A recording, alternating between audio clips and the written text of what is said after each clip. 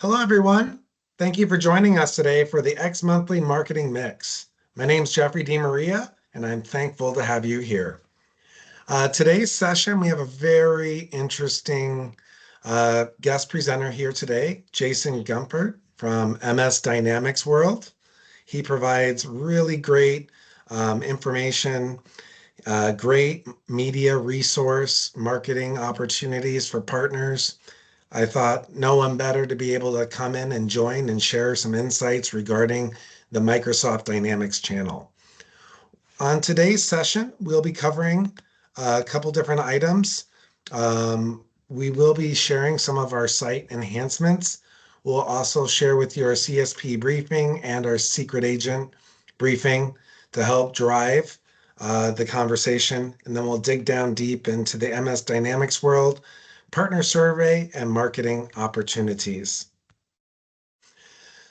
At xMonthly, we work hard to help our partners, help our agents, help clients get engaged with the entire Microsoft cloud.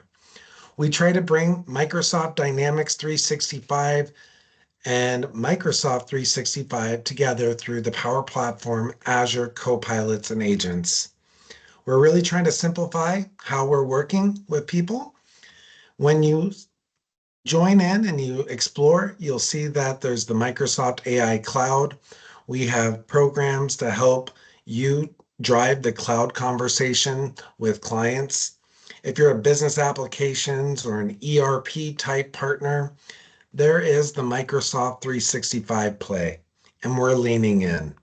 We help drive that engagement, help present the benefits of AI and Copilot to clients to help them better utilize this great technology that's coming in. Additionally, we do provide partner center services. We have deep expertise in the area, as well as we help our agents through marketing through our agent service catalog.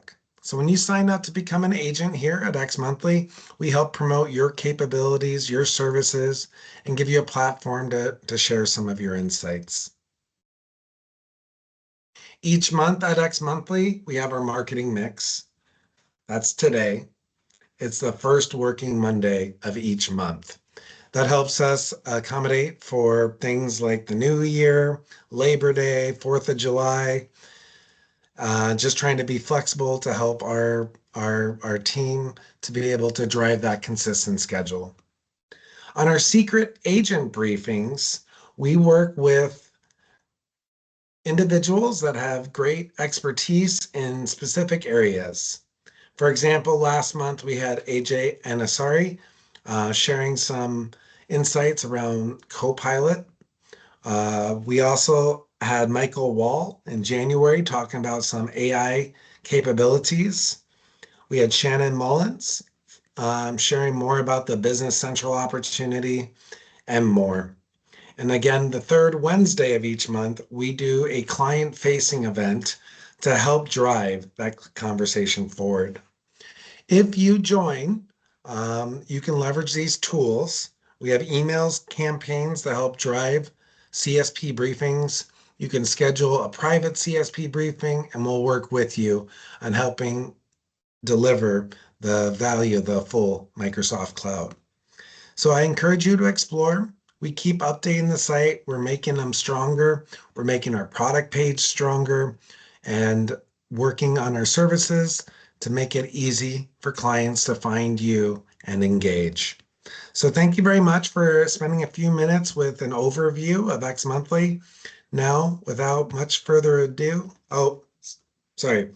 with our marketing mixes, again, we bring in lots of different presenters. Each month we try to highlight a different one, and we have all these available on demand. Last month in May, we brought on Anya from the ERP software blog. She shared some great insights on why you want to get your content out there. We provided updates live from Directions. We previously had Sam Bush, who just recently won or earned an award for a newcomer within DynamicsCon. And then also we had John Rivers with SEO on the new AI frontier. Each of these presentations are available, and we tried to help educate the benefits of these programs moving forward. Again, with our CSP briefings, we try to make it easy. There is an on-demand session. You can sign up for the third, invite clients, or schedule a private briefing. Again, looking forward to connecting with you. But today, we're super excited to bring in Jason Gumpert. He is a special guest presenter and co-founder and editor of MSDynamicsWorld and GuidePoint Media. Jason, thank you so much. It was really great to see you at DynamicsCon in Chicago in May. And, it's really great to reconnect with you. How are you doing today? Yeah, hey Jeff. Likewise, it's great to be on. Thank you for inviting me. And yeah, as you mentioned, these kinds of things end up getting planned when you run into someone you know and are just catching up and the opportunity arises. So I appreciate the chance to be here. Awesome. Well, would love to make sure our guests, they all know. And also, if anyone does have questions, please feel free to put them into the chat. We'll do our best to answer those during today's session. But Jason, would love to get a little background from you. I've been following you since I think when you first started this with Adam, back in the 2009, 2010 area.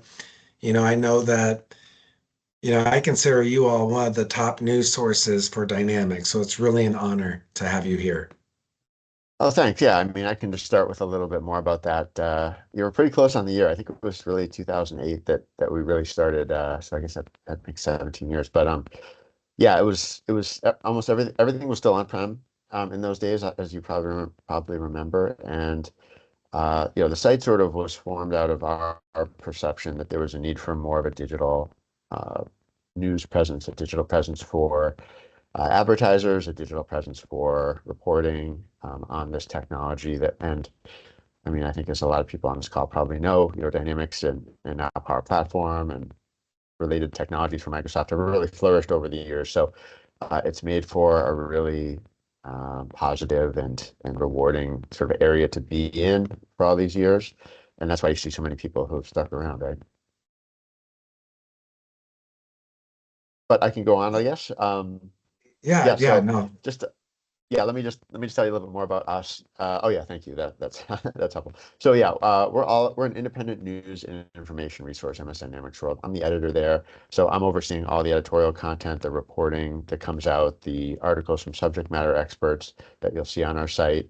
Um, More frequently, hopefully, than less, but that's something we're always on the lookout for. So if anyone in the audience has ever thought about writing something or submitting an idea for an article to us, we'd love to get those as well.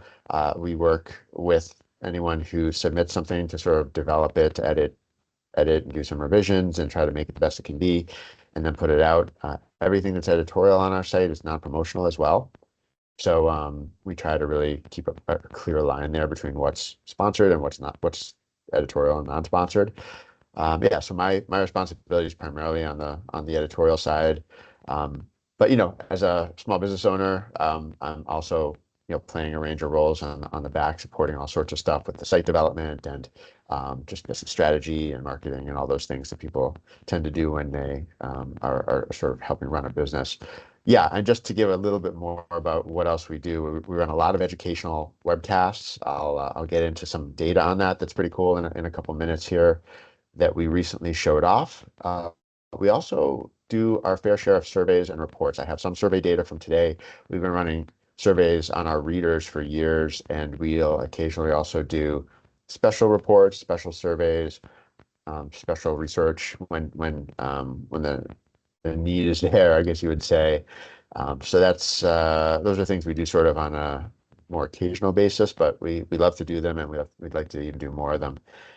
In case you're wondering sort of who our audience is, it's primarily Microsoft customers and Microsoft partners. So it's VARs and SIs, it's ISVs, and then an equal portion is customers. And then geographically, it's not on the slide, but geographically, we're all over the world for our readership. So as you might imagine, North America is the biggest audience, but we have strong readership in throughout Western Europe, India, Australia and New Zealand, Ireland, probably the smallest, and then a little bit more in East Asia, but then and then a little bit in Latin America. We could always probably grow there, but but we definitely touched the whole world. So maybe we move on. All right, so yeah, I think Jeff, what I'm really here to talk about today, and if there's anything else we wanted to add on this, we're just releasing it right now through a series of presentations that we're doing, like this one, uh, the results of our latest partner marketing survey. So this has a bit of a legacy for us. We've run the survey multiple times. It's always really fascinating to see what we get back, but we ask our readers, who are, as I said, primarily Microsoft customers, Microsoft, VARs and SIs, as well as ISVs, very particular questions about their sentiment and also their views on relationships within the channel, sort of the nature of the channel itself and how it's working for them, what they think about different elements of it, right? And this year, we really wanted to learn more about how VARs and ISVs are working together and also get a little sentiment from customers. So we're touching a few points, and I think we'll see some of that here. But we had over 200 responses this year, which was really good. I think it was a new high. As you can see, it's distributed between those three different sort of Microsoft relevant roles, right? VARs and SIs made up the biggest percentage, ISVs and customers. And they all sort of answered their own questions. And as you'll see, we kind of can compare some of those responses and sentiments and sort of try to get a better sense of how people perceive the channel itself. And you can see on the right there, just to give you a little idea of the products, right? So Business Central was the most popular product for our respondents, followed by our platform, and then F&O and customer engagement. I found it pretty interesting. The Power Platform ranked so high, although I think it's maybe not that much of a surprise since it does have such a, you know, has so much impact across the business applications these days. And I did find it really interesting to see Copilot Studio in there just underneath customer engagement. I thought it would rank quite a bit lower at this point in time. Like I thought maybe a year or two from now we'd see it there, but it's certainly on the minds of our readers. I think you might argue that our readers are a little more sort of plugged into news and the latest updates from Microsoft and so forth. So maybe that skews it a bit compared to sort of the overall population of Microsoft customers and partners. But nevertheless, there it is. I thought that was actually kind of cool and an interesting point for the future. So we can move to the next slide. One thing I think that's interesting on here, and it's probably later in your deck or maybe not, but are you seeing a lot of like growth with Microsoft 365? I know that many of the Power Apps are included within the Microsoft 365 licenses, so there's a spillover between some of the Dynamics applications and these. And then secondly, you know, have you ran this survey in the past? Are you really seeing like tidal shifts beyond what, with the speed of Copilot Studio and, just with Business Central in general? Well, the survey didn't look into really M365 topics, so I don't have any empirical data on that for this year.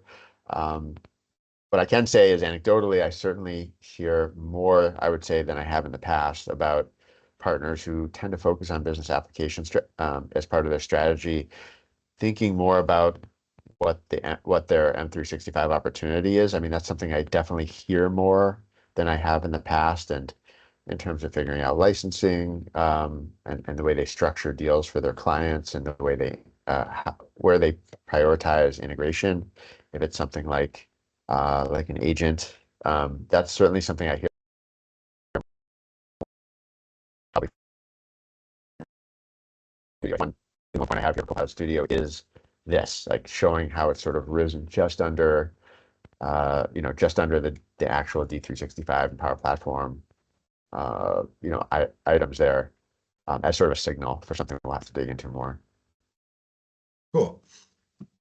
Yeah. All right. So this is not our full report. I should mention too, the results you're going to see here. I really just tried to pull, a portion of it to give everyone a sense of what we're finding.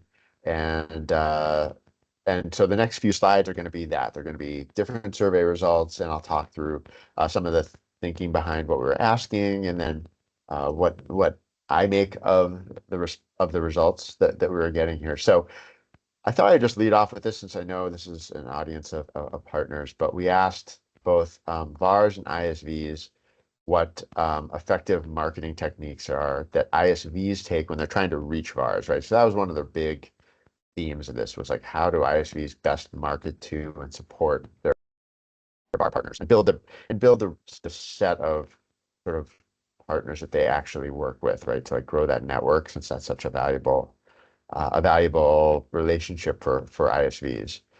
So we asked ISVs, what are your most effective marketing techniques to VARs? And we asked VARs, what are the most effective marketing techniques ISVs use when they're trying to reach people like you, right? Mhm. And at first, when I saw this, I mean, you can see it all lined up there. We sorted it by what ISVs said were the most effective. So that's the blue bars, and then the orange bars what VARs said was the most effective for ISVs to market. So hope that makes sense. Yeah, so ISVs, probably no surprise, but they ranked conference booths as the most effective marketing technique that they use to reach VARs, and then LinkedIn, and then website optimization. Um, then you kind of compare that. So to VARs, that didn't rank quite as high. So still pretty high. I mean, it was in the top conference booths and LinkedIn still in the top 5, but not at the very top. Network referrals and email marketing pretty well aligned. Everyone agrees that those are great approaches, and network referrals and sort of building a network. Obviously, I think it's kind of a no-brainer how important that is in the Microsoft channel. I mean, it's if not, I think if you pressed a lot of the ISVs, I think they'd probably tend to agree with you that, yeah, that is in fact probably one of the key things for them is spending that time and investing in making those connections, right? The thing I've been thinking about more when I keep looking at this chart is sort of the I guess the cost element or the how expensive some of these opportunities are. I mean, I think as everyone knows, a conference booth is hugely expensive. And one of the trends that we talk about in this set of survey results is how conferences have proliferated, right? It seems like post-COVID, there's more every year, and we hear this from ISV marketers. There's more pressure than ever to try to be at as many of these events as it can, and you can just destroy your marketing budget doing that, and really fail to optimize it, right? So it's right at the top of their priority list, but it's also probably carries the most risk because we know not every event delivers the results that you would need to really make it pay off. LinkedIn is another one that's interesting because you really can spend a huge amount of money promoting and advertising on LinkedIn with different strategies that they offer. But again, you have to really be disciplined and strategic in that. So fascinating that those are at the top and that they're also potentially some of the most expensive options. The website optimization I would just mention as a real miss there. That's perhaps I don't know if I'd read too much into just that I would guess and something we can investigate, but we didn't get a great amount of commentary on this, that partners are just not thinking that much about what ISVs are putting into that, because obviously website optimization can take up a huge amount of time and effort and funds. So we'll talk about more of the elements in here as we go further, but this just sort of sets the stage for where the priorities are and what the thinking is for ISVs and for VARs. Move on. All right. So as I was thinking of what else to show today, I wanted to pick out one of the really I would say the biggest sort of mismatch in the sentiment that we measured in this survey.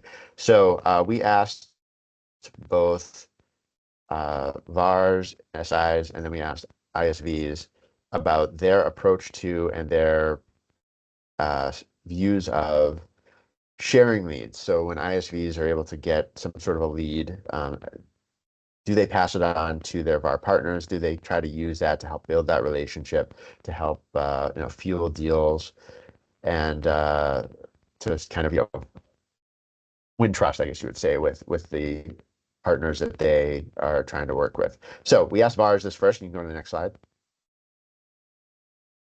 So we really asked 2 questions of the VARs. We asked them, how often do your ISV partners bring you leads? And the answer was pretty much rarely to never. And then we asked them, how likely are you to engage with an ISV who shares leads with your team?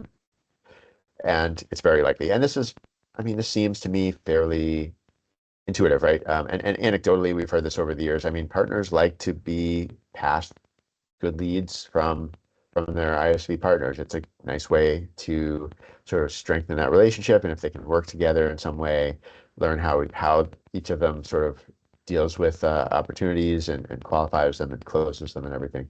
So yeah, pretty clear cut there and fairly obvious, I would say. And if we move on, you'll see where things get a little confusing. So we asked ISVs the same question. How likely are you to share a sales lead with one of your established partners? They said very likely. And if you recall on the previous slide, what Bar said was they almost never get good leads from their partners. I'm missing the wording there, but they almost never receive leads from their established partners. So what we're seeing here is really a bit of a confusing mismatch. And I've talked to a couple of people about this already, showed it to a couple of audiences. It's probably something that's worth visiting in more detail. I'm trying to dive into like why would bars be saying they're not receiving leads? ISVs be saying they're very likely to share leads with their partners. I think a lot of it comes down to issues like lead qualification and lead nurturing on the ISV side. And that at this point, you have to sort of dig into maybe some of the anecdotal or some of the things that we hear from our clients, or we hear from other folks we work with in the field who work with ISVs on nurturing sales leads and sharpening their sales strategy. Is like, what are you really doing to qualify leads that you're generating from a site like ours or from other sources before you pass it along to partners? But I think the picture right now is that, yeah, it's really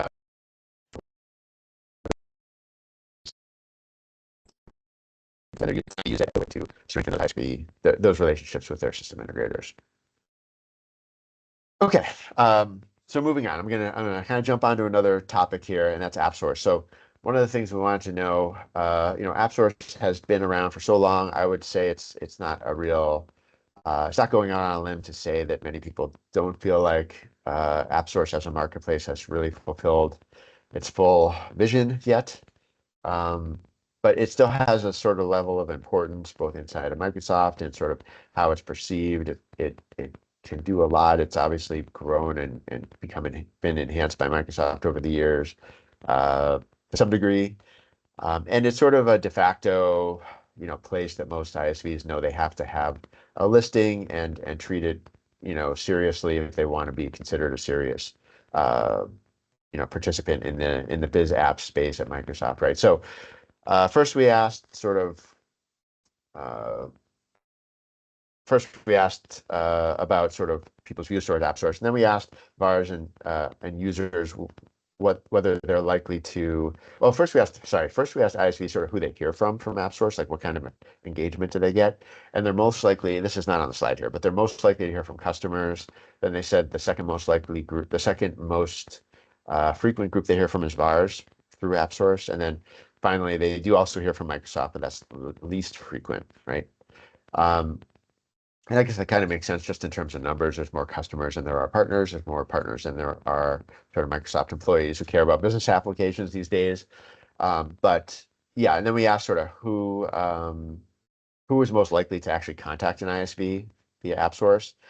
And it's the VARs who say they're the most likely. They're very likely or likely to contact an ISV if they see a listing that they're interested in. Users still will do it, but they're not as likely. They're a little more ambivalent about following up, they say. So to me, that's sort of a numbers, like I said, sort of a numbers game that maybe you're hearing from more customers, but you're even not hearing from even more customers who are a bit ambivalent about using the site for those purposes or to really kind of reach out to an ISV. We didn't get a lot of feedback from users, but what we did hear from some VARs, and it's really a mixed bag. I put a few of the comments from the survey, from direct participants in the survey here. So someone said, well, we have a preferred couple of ISVs. We do want to see that they have an extension that's AppSource approved. Someone else wrote they'll only go to App Source. If we can just go back for 1 second.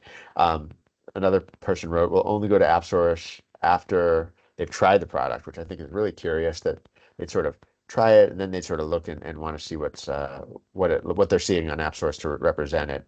Others say they rarely visit or they can't find anything useful there. So yeah, just a range of comments about it. I don't think any of them sound hugely impactful, but it sort of matches up with what I anecdotally heard, which is it's a place to validate, it's a place to kind of get more information. Yeah, we can move on. All right, thank you. So just a couple more slides, I think, here. We also wanted to know sort of at a broad level what channels customers rely on when they're looking for relevant industry advice. I admit, it's sort of a self-serving question. We really want to know this. We want to know where people are going, what they find valuable, right? Right at the top of the list is community user groups. As we mentioned, Jeff and I last ran into each other at a community user group and probably will again in the future. It's undeniable that those are sort of a mainstay of the Microsoft space, especially the business application space. There are all sorts of different kinds of user groups. There's local and regional as well as sort of international. And they're the most popular. And, right below that on the customer, the user perspective is independent editorial sites. So always nice to see. And we certainly try to fill that role. There's other sources out there, of course. And then you have your blogs, you have your ISV corporate websites, which actually rose in the rankings, I believe. I'm going on memory on that one compared to last year when we asked the same question. Interesting to see search engines kind of pop up right near the top. There's AppSource, and then it goes kind of down the list. YouTube obviously is a big one. VARs sort of point out LinkedIn more than customers, which I think is kind of matches with my view of the world. The partners and partner to partner stuff is really important on LinkedIn, but customer research doesn't always start on LinkedIn or involve LinkedIn, I would say, as much as it does when you're a VAR. I think on the next slide, if I remember, I put in just like last year's results for this one. Can we move on to the next slide just to see that? Oh no, okay. So I'll just if we could just go back for one more second. Sorry about that, Jack. I was not seeing what was next, but yeah, just I would add here. So this is just all other things being equal, what channels are most important for you? And I would just one other thing before we look at the next slide in detail is you'll see stuff like podcasts almost all the way at the bottom there, which is kind of understandable. It's not the first thing people go to. You'll see Twitter is almost completely unused at this point, at least by VARs. I thought actually it was the other way around. I think VARs were more likely to use it, but yeah. And then you see the other socials that really have no traction at all in this space. So yeah, I just wanted to kind of call your attention to some of those low scoring ones, and we can go on to the next slide. Great. So I think this is maybe my last sort of data slide. But again, I know this is a lot on this slide. I'll try to talk through it. But we asked users, and we asked VARs as well, sort of when. But this is just some user perspective. So which of the following types of content do you consume most frequently? And we asked this 3 times. So we asked them when you're in the education stage, roughly. So we didn't want to sort of define buying stages in too much detail for customers, but like when you're educating yourself about solutions that you need, what kind of content do you consume? Then we asked them a separate time when you're comparing solutions, what kind of content do you find valuable? Then we asked when you're making a final decision about what to invest in for your Dynamics solution as an ISV add-on. When you're making a final decision, what kind of content's helpful to you? And so that's what they gave us here. And then we took that data and we sorted it for this chart by the most popular for the education. And I thought that was a useful way to do it because that's those green bars. And you'll see that the top one is the most popular, and that's podcasts. And if you think back to the previous chart, podcasts were at the very bottom, right?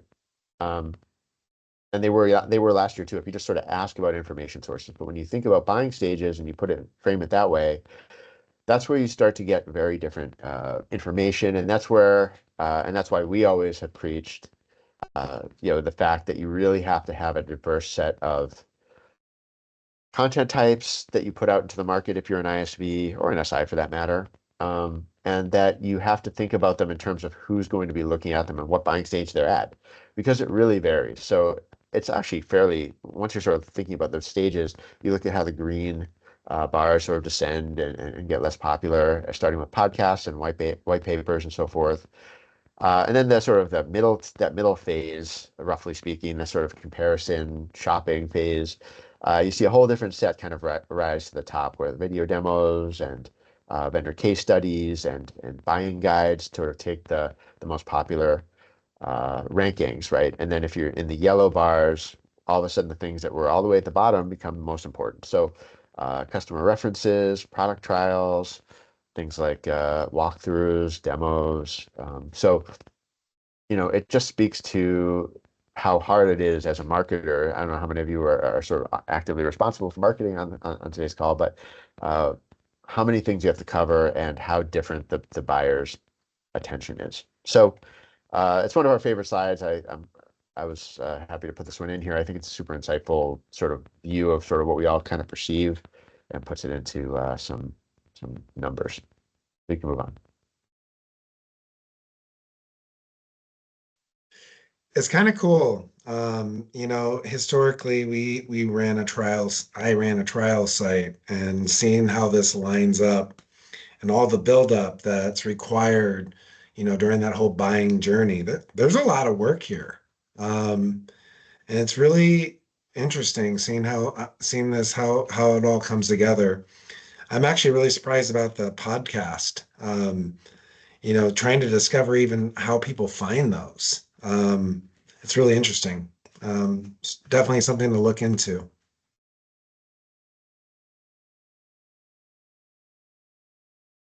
All right, so that wasn't I'm sorry, I lied. That wasn't my last slide. That was my last survey slide. I think I just have maybe a couple of these slides here, Jeff. I just want to talk a little bit more hard data. So that was like sentiment data that we got directly from people. This is like behavioral data that we're presenting from MSDynamicsWorld, because we run about 150 webcasts a year. And I'm not going to go into too much detail, but I just want to mention that when we run webcasts, some of them are educational, some of them are sponsored by vendors, by SIs, by ISVs. But as we run them, we sort of want to know how they're performing, right? Because especially if they're sponsored, we want to make sure that they're meeting the goals of the marketers who are running them.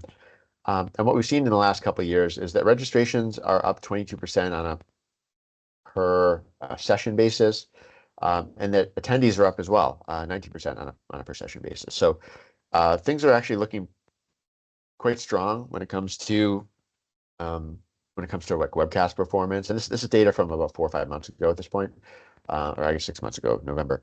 But yeah, it was nice to see that. Obviously, I think it just speaks to the fact that even in those some areas of this space might not be sort of expanding as fast, webcasts are holding strong and they're doing well, and that's just based on actual performance, right? I might have one more slide on this.